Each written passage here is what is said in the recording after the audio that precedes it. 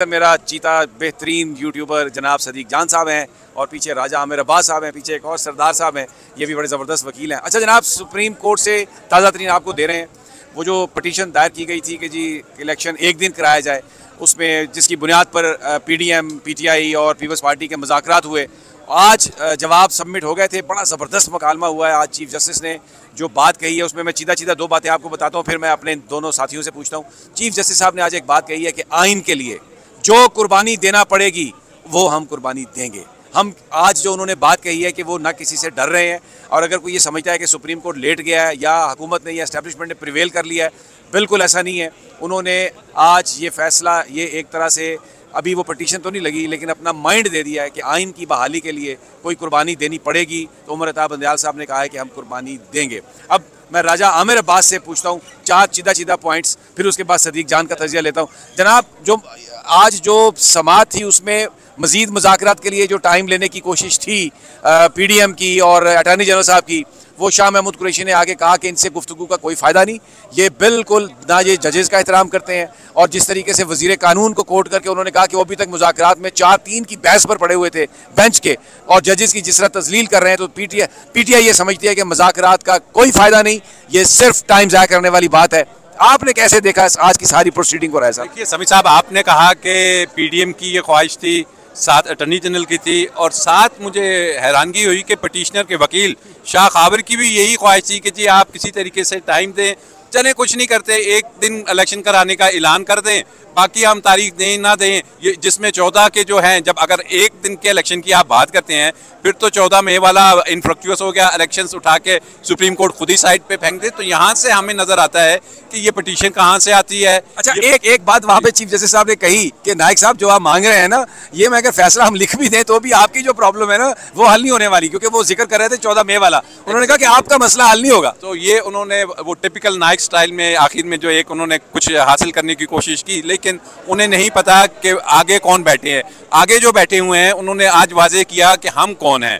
उन्होंने कहा कि इस मुल्क के जो 3 ऑर्गन्स हैं उसमें जो जुडिशरी है, इसका जो फंक्शन है वो है कस्टोडियन ऑफ कॉन्स्टिट्यूशन, और कॉन्स्टिट्यूशन को बचाना और उस पर इम्प्लीमेंटेशन कराना ये किसका काम है? सुप्रीम कोर्ट का। और ये ट्रीट किया कि अपने जो हमारे फैसले हैं उनको इम्प्लीमेंट कराना। और इस सिलसिले में जब थोड़ी सी बात हुई तो उन्होंने कहा थोड़ा सा इंतज़ार कर लीजिए, वो पटिशन आ रही है, वो KP और पंजाब के इलेक्शंस की, उसमें ये तमाम चीज़ें हम देखेंगे एंड वील मेक श्योर कि जो हमारा काम है उसे हम करें। अच्छा, इसमें उस काम में करने में अगर ये जो एक गंद उछाला जा रहा है उसका जवाब दिया उन्होंने बड़े मुअज़्ज़ज़ तरीके से और जुडिशल तरीके से कि ये जो गंदे किस्म की हमें एक तरह की धमकियां लगाई जा रही हैं, तो उन्होंने कहा कि सर हम इस आइन की खातिर कुर्बानी देने के लिए तैयार हैं, हर तरह की कुर्बानी देने के लिए तैयार है, भले से जितने भी गिरे हुए लेवल पे जाके उनके खिलाफ बातें की जाए सुप्रीम कोर्ट ऑफ पाकिस्तान, और डराया और धमकाया जाए।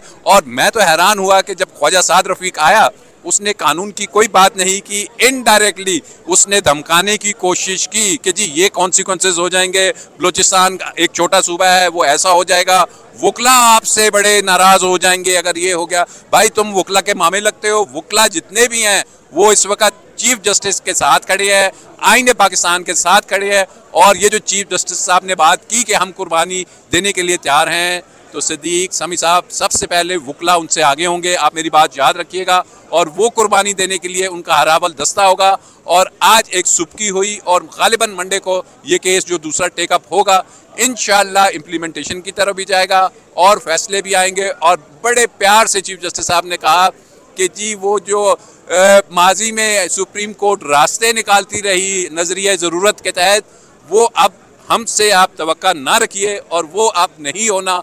हम जो आप कोशिश कर रहे हैं कि कोई ना कोई रास्ता निकालो। अच्छा, मैं अब ज़रा सदीक से एक सवाल कर लूँ, फिर आपसे भी आता हूँ। सदीक, जो पिछले कई दिनों से क्रिटिसिज्म हो रहा था अदलिया पर, और अदलिया रिस्ट्रेन शो कर रही थी, बहुत स्पेकुलेशन थी कि इन्होंने डरा दिया है, एस्टैब्लिशमेंट उनके साथ चली गई है और अब पता नहीं ये बस सुप्रीम कोर्ट कुछ भी नहीं कर सकता। लेकिन आज उमर अता बंदयाल साहब ने जिस तरह फ़ारूक एच नाइक को कहा और जिस तरह साद रफ़ीक को ये कहा कि आप लोग यहाँ पर इंसाफ लेने तो आए नहीं, आपने यहाँ पर आके सियासत की, आपने डराने धमकाने की बात की, और बहुत सारी जो चीज़ें अब आप बयान कर रहे हैं वो आपने पहले बयान नहीं की, तो उस पर ख्वाजा साद रफ़ीक ने कहा कि ठीक है जी, अगर हमारा वकील को बयान नहीं कर सका तो आपको चाहिए था कि आप उसमें अज़ खुद ले लेते। तो उस पर चीफ जस्टिस साहब ने कहा कि क्या आप हमें ये कह रहे हैं कि हम उस पर सुओ मोटो ले लेते, क्योंकि अभी तो हुकूमत की तनकीद ही ये है ना सुप्रीम कोर्ट पर कि जनाब आप सुओ मोटो जो है ना चीफ जस्टिस साहब ले रहे हैं। तो अच्छा अब ये आप मुझे थमा दें। नहीं, अच्छा, तो ये जिस तरह तनकीद का जवाब देते हुए उन्होंने ये कहा कि हम कुर्बानी भी देंगे और बिल्कुल आइन और कानून के मुताबिक फैसला करेंगे, तो ये तो एक बड़ा ऐसा स्ट्रॉन्ग मैसेज ये है कि पेंटें आज भी गीली हो गई होंगी। समी साहब, आज बहुत से मैसेजेस हैं, बहुत से मैसेजेस हैं सर। देखें मैं बता दूं सर, देखें आज सबसे इंपॉर्टेंट बात जो कर दी है ना चीफ जस्टिस ने, देखें उन्होंने कहा कि जो कुछ हमारे बारे में कहा गया है ना, उन्होंने दबे अल्फाज में कह दिया बंदी तो उस पर कंटेम्प्ट ही है। लेकिन मसला यह है कि वही जो बात आप और मैं हमेशा अपने प्रोग्राम में भी करते हैं, आपके प्रोग्राम में ये बात हम करते हैं, मिसाल देते हैं बंदियाल साहब की कि उनका मिजाज किस तरह का है, उनका तहम्मुल क्या, उनका बर्दाश्त क्या। उन्होंने कहा जब गुस्से आ जाते हैं ना तो फिर फैसले ठीक नहीं होते। तो आप जो हमारे सकते हैं, हमारी तो उनको गुस्सा नहीं है, और चीफ जस्टिस के चेहरे पर मुस्कुराते हुए कहा। लेकिन एजाजुल एहसन साहब बहुत स्पॉट उनका चेहरा था, कोई उस पर रिएक्शन नहीं आ रहा था। मुझे लगता है कि जो अदलिया के खिलाफ जो हर्जा सराई हुई है और ये जो गुफ्तगू हुई है वो इस बात को बहुत संजीदा ले रहे हैं। मेरी ये फीलिंग है। देखें मुनीब साहब भी वैसे बहुत संजीदा थे, और जो बंदियाल साहब ने जो गुफ्तगू किया उन्होंने हर बात सुना दी है कि आप क्या कह रहे हैं, किस तरीके की आप गुफ्तगू कर रहे हैं, क्या आप हर्जा सराई कर रहे हैं। तो आज लताड़ा पूरा उन्होंने। लेकिन जब साद रफीक साहब बात कर रहे थे तो ऐसा लग रहा था कि हमको ख्वाब देख रहे हैं कि पता नहीं ये कौन बात कर रहा है, ये तो हमने बातें पहले इतनी अच्छी सुनी नहीं है इस मुल्क के अंदर, ये कौन बात कर रहा है, इतनी खूबसूरत बात, इतनी मीठी बात, ये लहजा क्या है, ये अंदाज़े गुफ्तगू क्या है, क्या बात है, सुभान अल्लाह माश। लेकिन चीफ जस्टिस ने वो जो सुनाया कि आप तो अभी तक 4 दिन वो क्यों सुना रहे थे, कल जो सजा तो मुजरिम एक इश्तिहारी हैं जो पाकिस्तान से बाहर गए हैं जाली रिपोर्ट्स बनवा के, कल रात उन्होंने कहा है ना 12-1-2 बजे रात पाकिस्तानी वक्त के मुताबिक ये 4 दिन का फैसला है। आप तो अभी तक 4 दिन पे खड़े हुए हैं, आप क्या बात कर रहे हैं। और ये बात शाह महमूद कुरैशी ने भी कही, बड़ा उनका ज़बरदस्त आज तकरीर थी।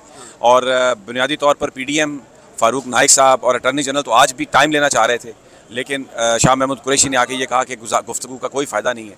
तो उसके बाद फिर जज साहब ने कहा कि हम अप्रोप्रिएट ऑर्डर पास करेंगे। अच्छा, आखिर में इन्होंने एक चक्कर चलाने की कोशिश की कि जी आप इसको डिस्पोज ऑफ कर दें कि बस कंसेंसस हो गया एक दिन इलेक्शन कराने पर, और शायद इनकी मंशा ये थी कि उससे 14 मई का ऑर्डर उड़ जाएगा। लेकिन जज साहब ने कहा कि आप जो कुछ करना चाह रहे हैं इससे आपका मकसद हल नहीं होगा, और हम ये एक अप्रोप्रिएट ऑर्डर जो है वो पास करेंगे। और वो इसका मतलब है कि अब ये समाअत तो ख़त्म हो चुकी है, अब फैसला एक तरह से महफूज हो गया।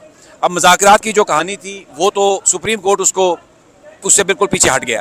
तो अब जो कार्रवाई अगले आने दिनों में शुरू होगी, आने वाले दिनों में, वो 14 मई की है। क्या कहते हैं सर? अब कंटेम्प्ट सुप्रीम कोर्ट के ऑर्डर पे इम्प्लीमेंटेशन उस तरह मामला जाएगा, ये चैप्टर क्लोज हो गया। देखें चीफ जस्टिस पाकिस्तान ने आज 4-5 मौकों पर कहा कि ना हमारी वही बात, ना हमारे को हुक्म है, ना हमारी कोई इंस्ट्रक्शंस हैं, ना हमारी कोई डायरेक्शन है, कुछ नहीं है, सजेशन है, आप करना चाहते हैं मुज़ाकरात करें, लेकिन इससे ज़्यादा कोई नहीं है। तो ये चैप्टर क्लोज हो गया समी साहब, बाद इम्प्लीमेंटेशन की तरफ जा रही है। और आज चीफ जस्टिस पाकिस्तान ने 23 फरवरी से आज तक जो कुछ हुआ है ना उसको समअप कर दिया, एक बात बता दी है, एक बात सुना दिया है, ये बता दी कि एक चीज़ बैठ के सुन रहे हैं, एक चीज़ देख रहे हैं, लेकिन समर तहम्मुल बर्दाश्त से काम ले रहे थे।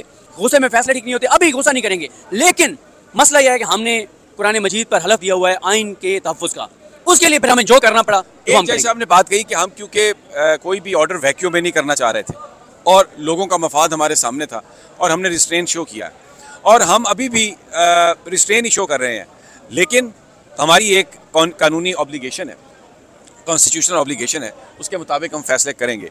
तो अब सदीक जान, सबसे पहले आपको कुछ लोग ये कह रहे हैं कि 14 मई के इलेक्शंस पर कंटेम्प्ट जो है वो 14 मई गुजरने के बाद वो मुकदमा आएगा, लेकिन अभी इलेक्शन कमीशन ने फंड्स नहीं दिए और उसमें इलेक्शन कमीशन को फंड्स नहीं मिले। और आज जज साहब ने कहा कि अगर आप कम से कम फंड्स दे देते और आके कहते, क्योंकि आज तो पंजाब के नाम पे ख्वाजा साद रफीक ने पॉलिटिक्स करने की कोशिश की ना कि पंजाब पर हर्फ आएगा, ये माजी में भी कहते हैं जाग पंजाबी जाग, पंजाबी जाग। तो ये मुझे ये बताइए कि ये अब कैसे, कब 14 मई के इलेक्शन के हवाले से जो फंड्स नहीं दिए गए और जो डिफाइंस हुई है, कंटेम्प्ट है, उसकी प्रोसीडिंग कोई दरखास्त आएगी या क्या होगा?